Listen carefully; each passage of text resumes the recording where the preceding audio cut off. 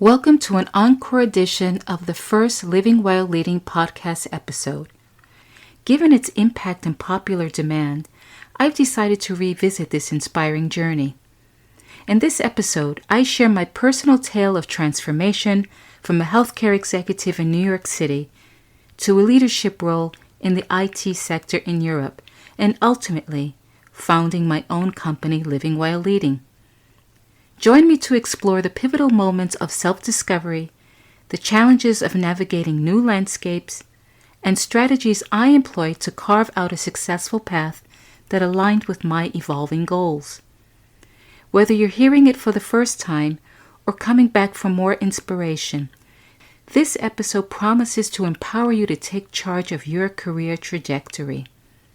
Find the full transcript and other resources for women leaders at livingwhileleading.com/44. You're listening to Living While Leading with your host, Sharon Ehrlich, where I help women IT executives gain more control over their careers and carve out time to care for themselves and family.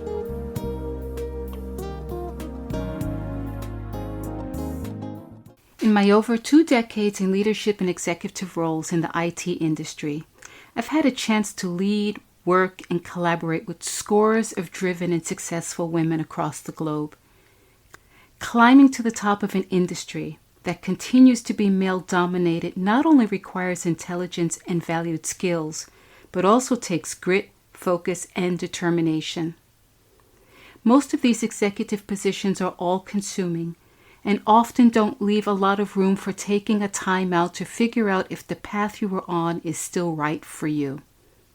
In many cases, the work is no longer challenging in a meaningful way, or there isn't enough space to pursue and develop the areas in your life which have become important to you. And that's why I decided to devote this episode to share the journey I took in starting Living While Leading. This story is a classic case of someone putting off the pursuit of what they wanted for years. I'm a native New Yorker and relocated to Europe just as the world was entering the new millennia. The relocation meant I had to leave a career I really loved as an administrative director at one of the most prestigious hospitals in the United States. Working to provide health care to a diverse population was never boring. It was always very obvious how these services we provided contributed to the betterment of society. I had 53 direct reports. I collaborated with clinicians and had daily interactions with patients and their families. I was in my element. Moving to Austria presented me with a set of challenges I had never imagined being confronted with. I couldn't speak German. The healthcare system in Austria was so different from that in the US that my skills and experience were redundant. I had no friends and no network. I had to find a way to establish myself and reinvent my career, and that's exactly what I did. I joined English-speaking women's groups so I could meet people. I took a job teaching business English to executives and started to learn German.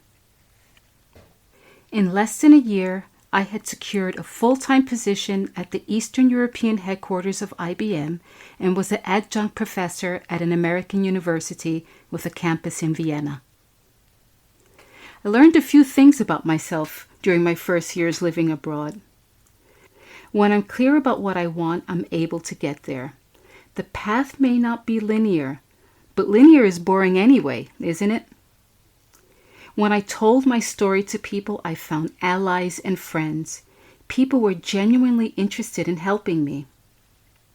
I was able to leave my ego at the door repeatedly. Let's face it, I earned a fraction of my US salary as an English teacher and in an entry-level position at IBM, but I wanted to work. But a strange thing happened over the course of the years, and I was hardly aware of it. I found myself being offered and agreeing to every promotion or new challenge put in front of me. The job titles, the expanded territory, the salary increases, and financial incentives were all very compelling. But if I'm being honest, Not all of these roles were right for me. Not all of the organizations I joined were right for me. Not all of the people I reported to were right for me. I increasingly found myself uninspired by the work and the people around me. I came to the realization that there was a single through line that made each of these positions either enjoyable or tolerable, and that was always the people development aspect of my roles. I enjoyed the one-on-one coaching and career development discussions, the training and facilitation of employee learning, and mentoring and supporting women at various stages of their careers. I knew that I needed to reinvent myself again, but that was scary. I'm risk-averse by nature. The sheer notion of starting a new career was terrifying to me. Like everyone, I had financial obligations. I couldn't imagine starting at the bottom of another company. I was too old to be the new kid on the block again. What would I reinvent myself as? How would I start? My fear was real. It was paralyzing and prevented me from doing what I knew was the logical next step in my career. My fear caused me to waste precious time. These concerns played repeatedly in my head and kept me from taking action for years. But there's good news. I overcame my fear. I wish I could say I did this alone, but I didn't. I've been lucky enough to have some amazingly supportive people in my life who patiently listened to me complain about my plight over the years. They listened to my vision of what my fantasy job was. They encouraged me to take the leap, and so I did. But this time, I decided to leap big.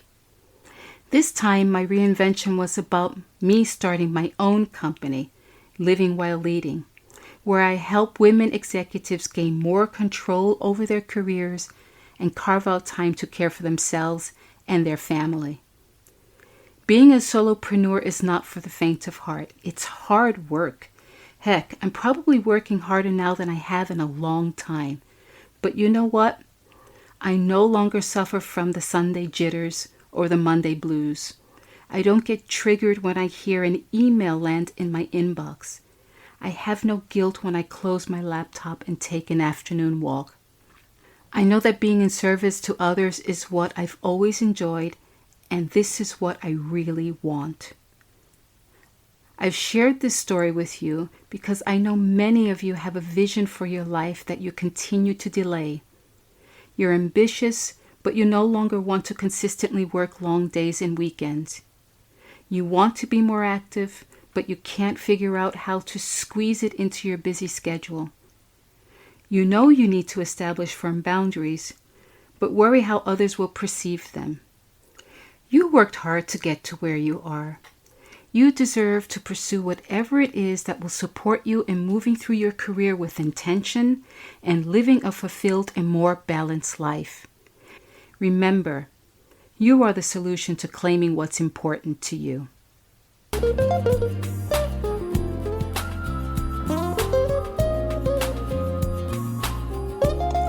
Thanks for listening today. This is your time. Give yourself permission to reclaim what's important to you and be who you want to be. If you're getting value from this podcast, please subscribe, share it, or write a review. And connect with me on livingwhileleading.com or on LinkedIn. And don't forget to tune in next week.